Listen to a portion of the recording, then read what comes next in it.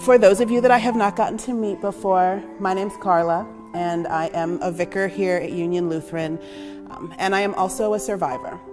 You don't have to share what the story is that made you come here, but what made you decide to reach out? What made you decide that this wasn't something you wanted to do or deal with just inside your head?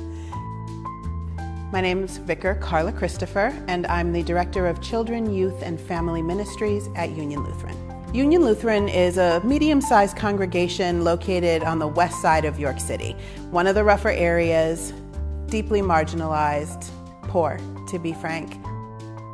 When I was growing up, I loved church. I loved singing and praying with my hands raised, and I loved the liturgy, and I loved the hymns and the organ. When I was 18 and I came out as a lesbian, I was actually sent to deprogramming camp and told that I wasn't welcome in the church, and I left it for about 10 years. It was devastating. To be told that God doesn't love you, that God doesn't want you, if you truly believe that there is only one God, that's your only shot. There is no greater pain than feeling like you're lost, not just in this life, but for eternity. I realized through a whole series of experiences where God kept reaching out, trying to find me and bring me back and let me know that I was still loved and welcomed. Eventually, I came home. I couldn't ignore the call anymore. So after I started meeting with the pastor of Union Lutheran, he said, "I would like you to meet my bishop." And he actually took me to the Synod office, and I sat down with Bishop Dunlap. He cleared 2 hours of his schedule just to hear my story, to talk to me about my passions, my experience, my work history, and we prayed together. We talked together about where I felt called and what I was really inspired to do, and then it became about finding ways to creatively bring that into a ministry context. I had the desire to use my talents and my experience for the church, and so it became about finding ways and programs and resources that I was uniquely equipped to provide. My use as a public speaker and as a facilitator and as a trainer in the secular world was something that I could very specifically use in York on the west side and in Union because there was a demonstrated need for that. But it was very much a prayerful process with a lot of discernment and thinking about what does the community need and what do you feel that God is calling you to do, and how can we find the right overlap where we can bring those two things together. The Mission Support Experiment is an opportunity for us to be in partnership with the ELCA through the ELCA Church Council to allow us to have the resources we need so that we can respond in the moment in time. There's kairos moments in which God is present, and we need to be able to respond to those moments. Meeting Carla and hearing her story was one of those kairos moments, and we were able to respond. But we've seen this multiple times in our synod where opportunities have presented themselves and we've been able to respond with the right resources. One of the gifts of being a synod is that we have relationship on the ground, and it's throughout 9 counties and all sorts of different communities. And I think it's such a blessing that being in relationship allows us to live the gospel in each of our communities, through each of our congregations, through each of our leaders. And having this experiment allows us to take the risks we need to take and to really learn and to grow as God intends for us. As Vice President of the Lower Susquehanna Synod, I've been blessed to be present through the whole 5 years so far of this mission support experience.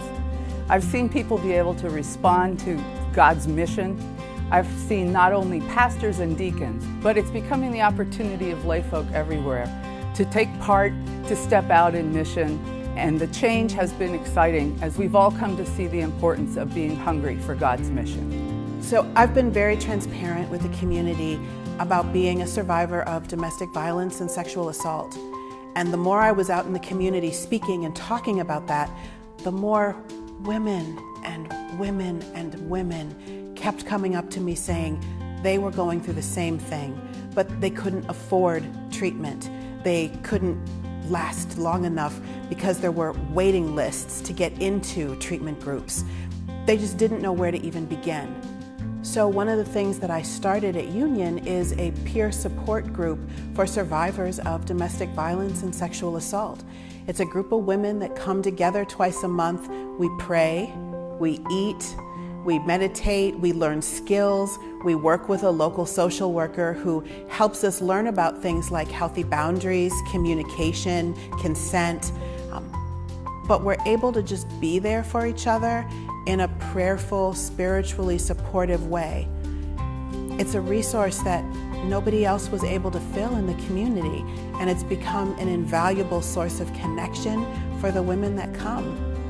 I mean, we have biblical examples of Jesus saying, what are the needs of the community? Because that's how I'm going to connect with them before I move into preaching and teaching. Jesus fed, Jesus cared for them, Jesus attended their parties and their weddings and their celebrations, Jesus loved on their kids, Jesus cared for them in sickness, and then brought people into an ongoing community of friendship and a conversation. But that let's eat together, let's travel together, let's socialize together, let's love on each other, that was never lost from Jesus's ministry. So I feel like we're just trying to follow a truly Jesus model of what do you need? Where are you at in life? And how can we be there with you?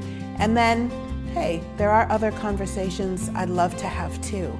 But we have to start by going to where the seeker is and loving them right there.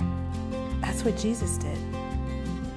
God created all people, and there are so many people that have a desperate need to be in this church, in this family, in this community.